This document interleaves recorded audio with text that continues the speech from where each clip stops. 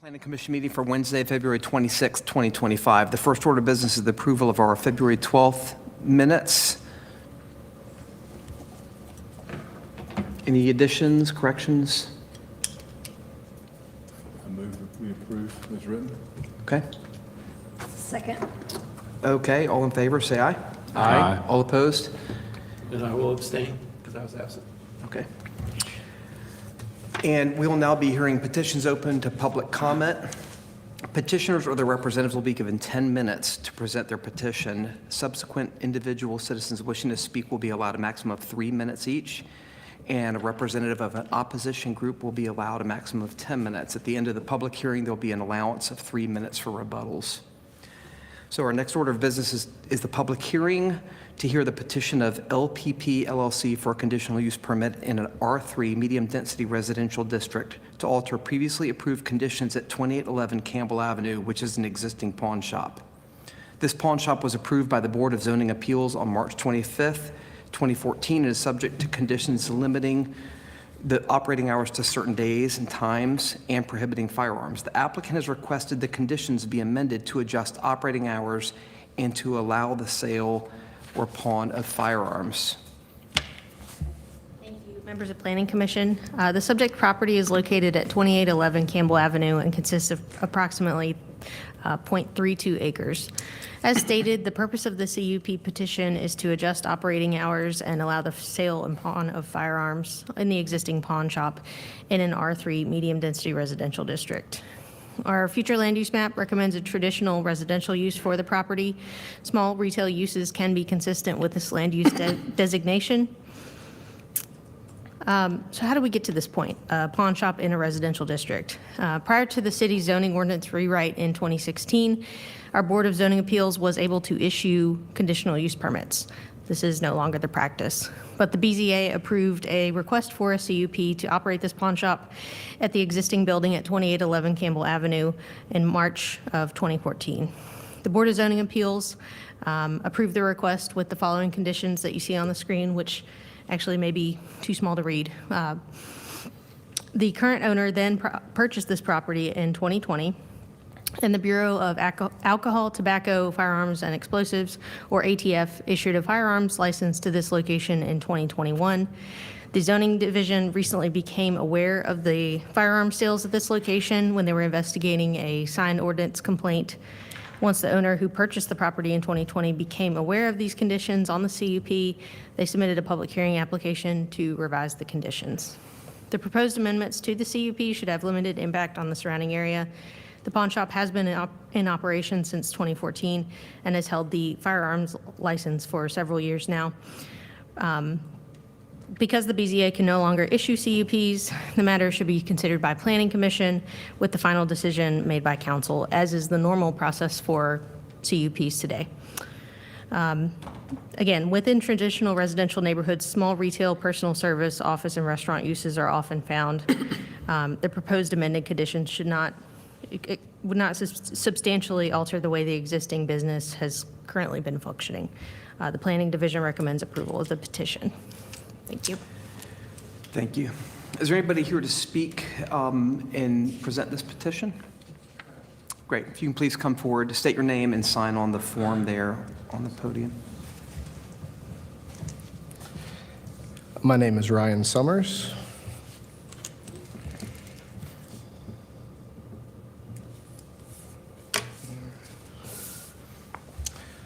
Good afternoon. I really appreciate everyone being here. I'm here asking for a conditional use permit with 2 changes.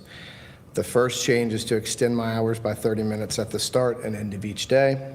This provides more opportunity to serve our community by giving customers more time before and after work to pawn, pick up their property, or just something they might need on the way home. The second change is to pawn, buy, and sell firearms. Being able to pawn firearms allows us to help people in need because these short-term loans keep food on the table, lights on, homes warm, and gas in the tank to make it to work until payday. Many people in our community own firearms, and that may be one of the few things of value that they own and are able to pawn.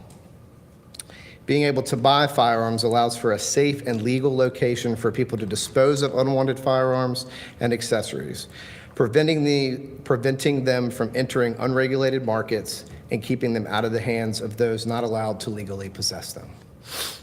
Being able to sell firearms allows us to offer used and new products for sale to our customers, both in store and through online platforms to other federal firearm license holders. It also generates tax revenue for Lynchburg and the state of Virginia. Operating as a licensed dealer as well as a pawn shop makes us subject to cooperation with federal, state, and local law enforcement review and audit. Whether purchasing or picking up a pawn firearm, all customers complete a full background check through the Virginia State Police to ensure they are legally able to purchase and possess these firearms. A log of all firearm transactions is required by law and is maintained to include identifying information of the individual as well as the specific firearm. This allows us to promptly assist law enforcement as needed. Additionally, information on every firearm that is pawned or sold is uploaded nightly into the Leads Online database for not just local law enforcement, but any agency nationwide that has access. We value the safety of our community, so we work closely with the ATF, state police, and local law enforcement. We also have security cameras and a security system on site.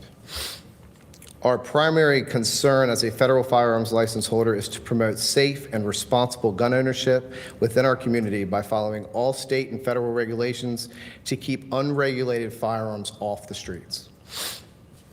With all of that said, as a pawn shop, we pawn, buy, and sell a variety of products, including tools, instruments, jewelry, and electronics. We have owned and operated King Pawn since 2016 and have become a place people can rely to get money they need until their next paycheck, to buy pre-owned items to avoid spending a fortune at big box stores, to join a community that our customers and employees have built together. As stated previously, we work closely with law enforcement, and we have forged strong relationships with many of these individuals who support our business as customers and are also a phone call away whenever needed. So our parking lot is frequently full of customers and law enforcement alike because these people have come to know our business as trustworthy and ethical, with employees that are there for their customers. Lastly, my manager at King Pawn has brought to my attention that our patrons have been parking at the church next door. We strive to maintain good relationships with our neighbors, so we have put signs as an immediate measure to prevent this moving forward. Thank you again for your time and consideration. Thank you. Is there anybody to speak in favor of this petition? Okay, do we have anybody here to speak in opposition? Okay, do we have voicemails? We have emails. Just the emails? No voicemails, just emails. Okay, and do we need to read those, or? So we don't read those out loud at the meeting, but they Okay. do become part of the record, and Okay, so we it'll be do forwarded. have several emails and a petition as well. So we're going to close the public hearing, and then we can just go ahead and start discussing. You can stay here because there might be some questions for you. Sure, of course. Happy to answer anything. Yeah. Could you just clarify for me? I missed it when you were going through. Sure. So what I thought I heard you say was whether a gun comes in to be pawned, and certainly if it's sold, you do a full background check and register, or have to register that through the gun record system. I forget what that's called. Sure. So when they pawn or sell, it goes in as a purchase or a pawn. Right. A pawn, they're able to come back and pick up their firearm. So there's no record keeping on that other than the fact we got it and here's what we paid for it. The record keeping there would be sent in nightly to Leads Online, so all law enforcement has access. Got it. So within 8 hours, they would know if something was not, if it was stolen or something like that.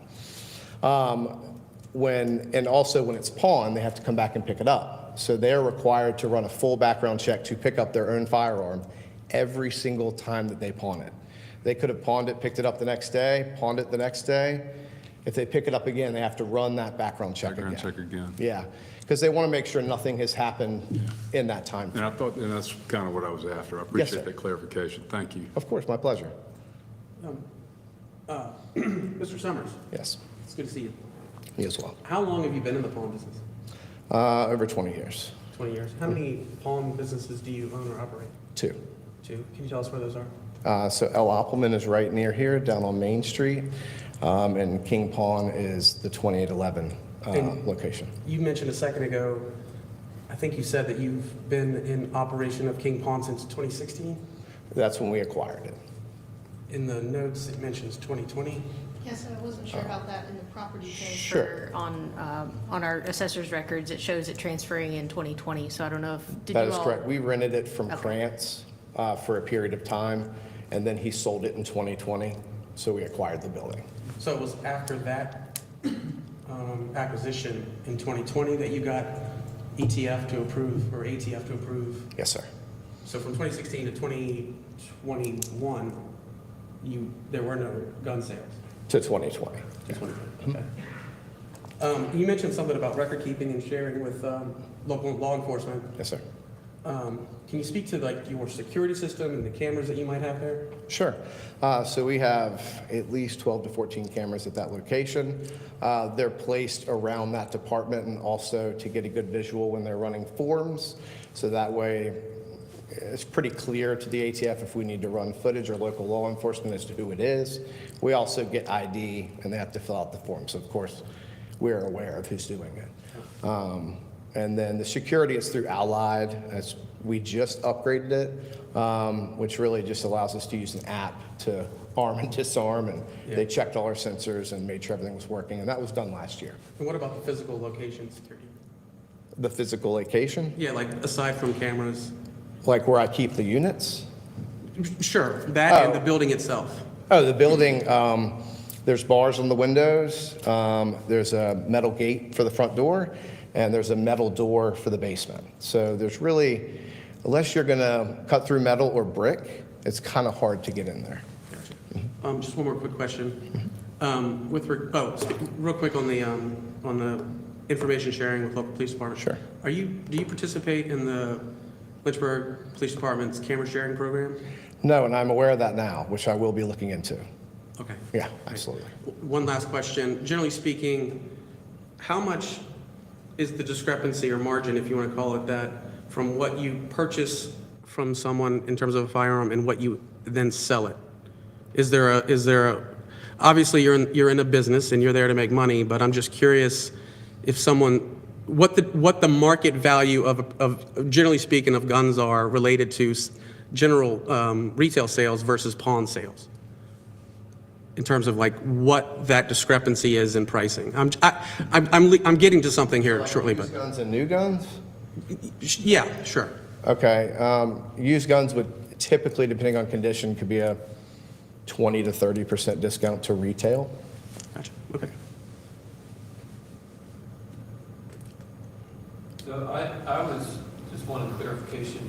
The firearms license that they currently have,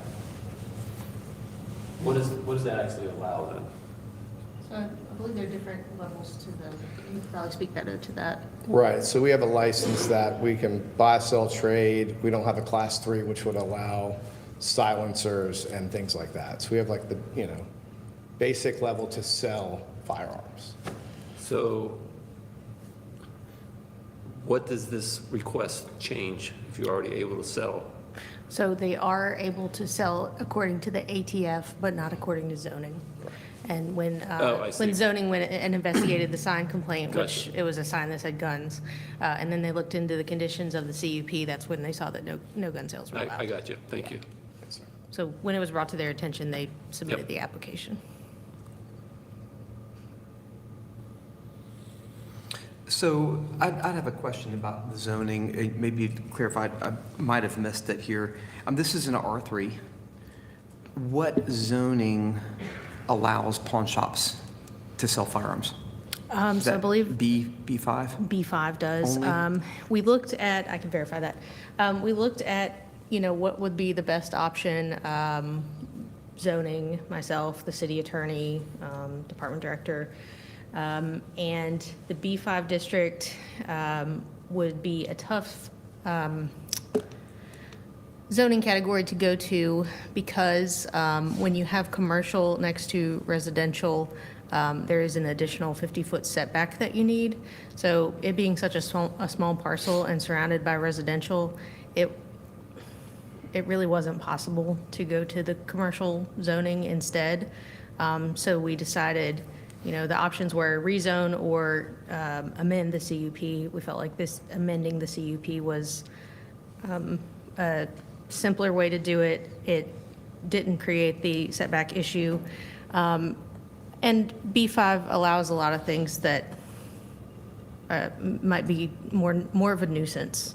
Right, and I was next- asking just to next see how residential. wide the gap was between, not that I would ever want to change, this is a residential area, not that I ever want to change it. Although there is some commercial interspersed throughout the corridor there on that side of the road.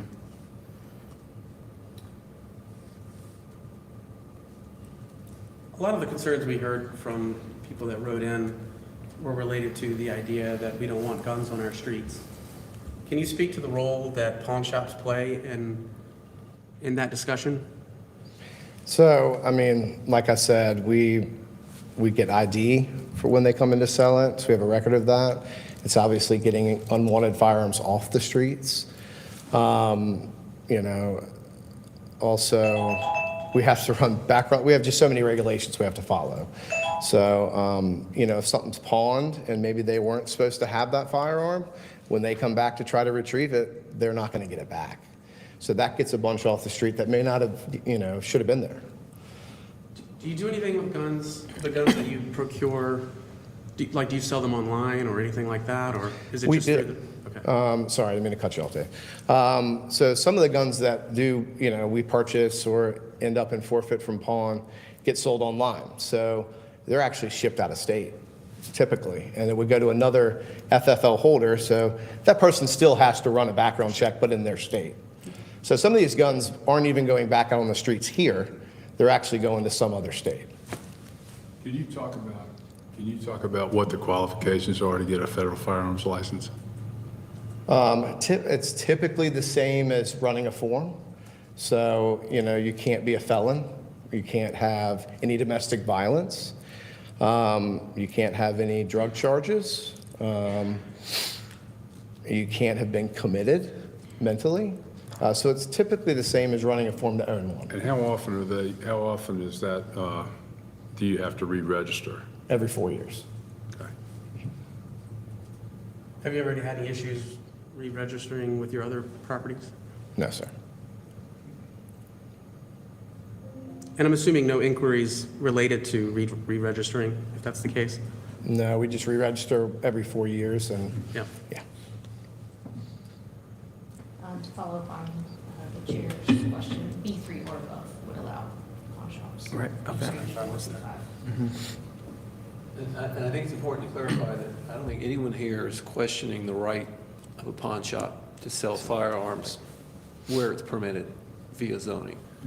Because I think someone looking at this discussion might think that's what we're doing. We're asking, is it right in this location, Right. given the surrounding residential and zoning? Yeah, being R3. Yes. Yeah, And given the pushback that we're seeing from the residents. So Mike, I guess one of the questions I have is, you know, you probably know a little bit of the history before you came, the organization wasn't selling firearms. That's correct. What was their business like before that? It was just a pawn shop that didn't, take firearms and pawn or sell them. Right. Or trade them. So just, that would be the only exclusion.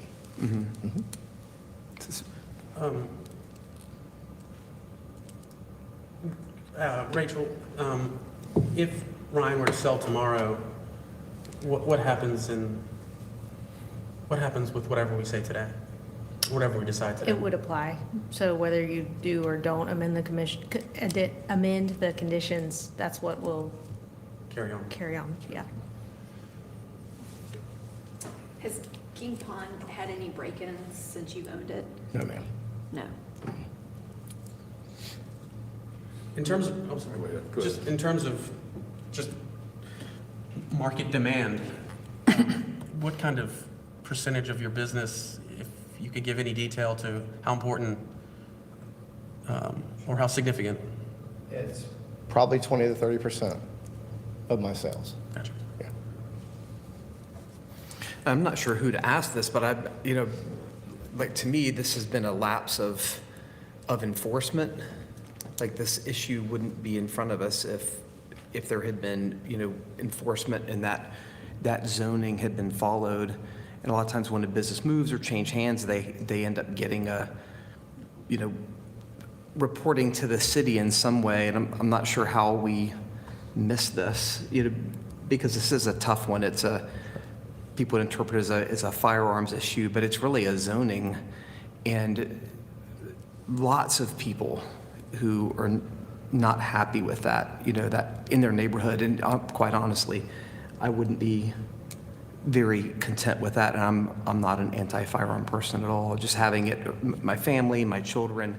And I think that's one of the issues with the idea of zoning and the fact that we have like a social contract to be in our communities and live in our communities based on the policies that the city has set aside. So I think this is a really tough one for me. So as with most zoning enforcement, it's done on a complaint basis. So, it's not something that we're proactively saying, all right, what's this person doing? Let's check the conditions that were placed on them. It has to be brought to our attention that there is an issue, because we just don't have the staff or manpower to be out there looking for those things unless, something comes across our desk and there's a permit they're asking for, or, there has to be a trigger, not to use a pun. There has to be, something No for pun us intended. for us to catch, Right. to be able to enforce it. I misunderstand that they were properly given a CUP via the zoning board, and later on, that ability to offer that CUP was not lodged with the zoning appeals. Is that correct? Or zoning board, rather? So prior to us updating our ordinance in 2016, the Board of Zoning Appeals was able to issue conditional use permits. And one of the conditions that they placed on this one was, I'm going the wrong way, was the number 3, no firearms are allowed, and they set operating hours. So that's what they're asking Okay, to got it, amend. got it. And now, since the BZA doesn't do that anymore, the process is to go through Got it. Planning Commission and Council. So it's sort of a slip between the cracks kind of thing anyway. Yeah, so there's not So a you lot might be of, offering in good faith, but there's not a lot of these yeah. continuing CUPs still out there. I mean, we've Sure. not done it for almost 10 years, and, it was kind of few and far between to begin with. Yeah. Yeah, I'm not sure if that CUP were to come before us today, we would recommend approval. But be that as it may, it's there. Well, I guess what I'm struggling with is, I went up there and looked at the property and looked at the neighborhood, looked at the fact it's been in business for a while. And I simply have no experience. I don't know even where I would go and research.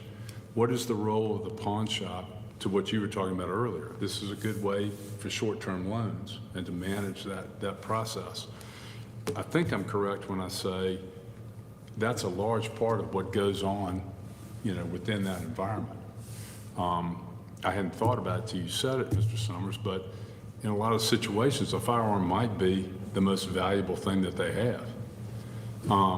And, from the standpoint of the alternatives to have that kind of a loan, in a lot of ways, a pawn is going to be a lot more cost-effective or interest neutral, which is a bad word, relative to payday loans or title loans or those kinds of things. So my point in all this is to say, I don't understand, I don't have a number for how much of a service you're providing for that neighborhood with that kind of location. For me personally, I had no idea the amount of record keeping that took place around a gun transaction. I mean, to the point of, I give you the gun today and you have to background check me tomorrow. I've been through that process, and that is thorough, maybe not onerous, but thorough. I also am familiar with what it takes to maintain an FFL, a federal firearms license. And I also know that, in the case of an online sale, that gun is going to another FFL. And that's a fairly regulated process. I had no idea the visibility to local law enforcement that everything that goes up. I would be interested to know, I don't know if you have this number, but how many of those guns come up and the cops come in and say, we've been looking for that. Or that's something that ends up, being unsellable because it's a piece of evidence somewhere, for lack of a better phrase. I mean, it's probably less than 10%, but, it still gets those off the street. Right. And I don't know, I mean, so that, along with the loan function, I think that's an important function as well. So anyway, you've got a mechanism that's working well for the loan piece. You've got a mechanism that's working well for the security piece. And I just struggle with what's right. I think it's an important service that I'm not sure we ought to think about curtailing, but I also understand the sensitivity when we're talking firearms, and it's a difficult process for me. Yeah, I think I was trying to think of some kind of like parallel situation I could have. Let's say you had a pig farm beside you and it wasn't allowed, and then nobody complained, and you had it for 8 years, and all of a sudden they're like, we have to rezone this, and you're not supposed to have a pig farm, but no one has ever complained until they see the white sign. That's when people complain. So it doesn't seem like it's been an issue up until now, other than the parking. So that's the, I think of that as like, if we don't want to make it a gun issue, make it an issue of something that Right. people generally wouldn't like or say I wouldn't like, but if it didn't impact them negatively, they might not be Which you can make a opposed. case, that's exactly, Yeah, the way yeah. it's been. And that's,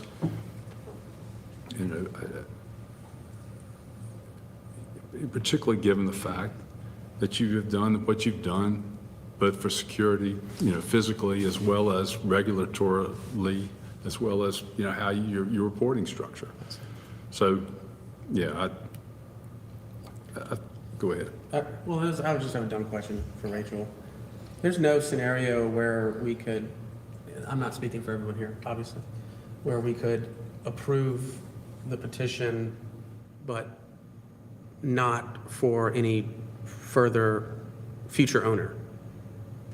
That is a conditional use, I think, isn't it? So I believe the zoning administrator has kind of opined that conditional use permits automatically carry forward. Because, I mean, if you think about it, we have in R3, you could do by right, single household duplexes, you could do townhomes by conditional use permit. Well, if you get a conditional use permit and it's only valid for the person who got the conditional use permit, what happens to those townhomes when they're sold, or, the person dies or whatever? So I don't think we could set that condition. 18 months, though. If it's empty for 18 months, it then reverts to R3. I think it's. The is it condition 2 doesn't years carry or on after 18? the 2 We years. did just go through that. Yeah, I think the other check and balance on this, and I guess this gives me some comfort, is if the Summers were to sell this location, if you didn't have a license from the ATF, you ain't selling guns. I think the problem that I have with that, just generally speaking, is that there are good operators and there are bad operators, and that's in any business. And in this one, which is particularly heightened due to the nature of the topic, I'm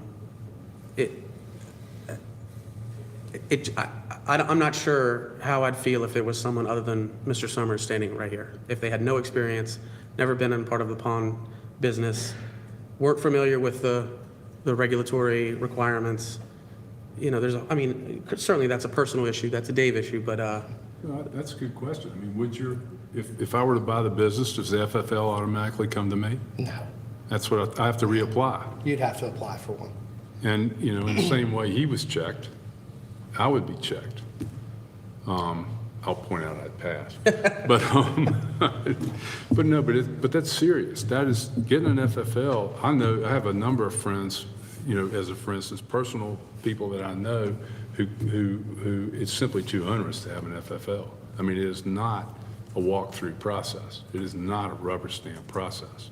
I'm not saying it's the all-ending check. But Yeah. in this particular case, you know, if to your good operator, bad operator, because I think that's a great point. I think there's another mechanism to catch those people and weed those people out before it got to be a problem. That would supersede whatever we said here as far as zoning. So And to that point, if they did not sell firearms for 2 years, would that also, or for 2 years, would that also negate the CUP?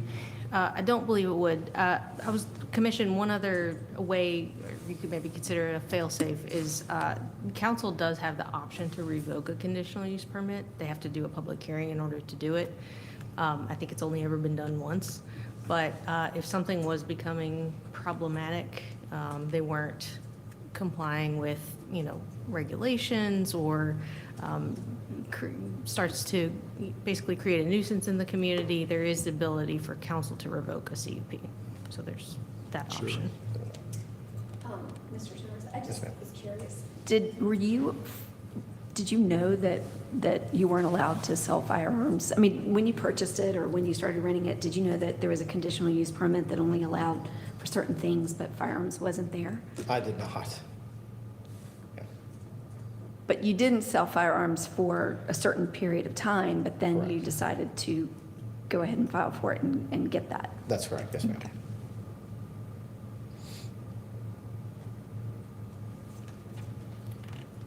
Any other comments or discussion?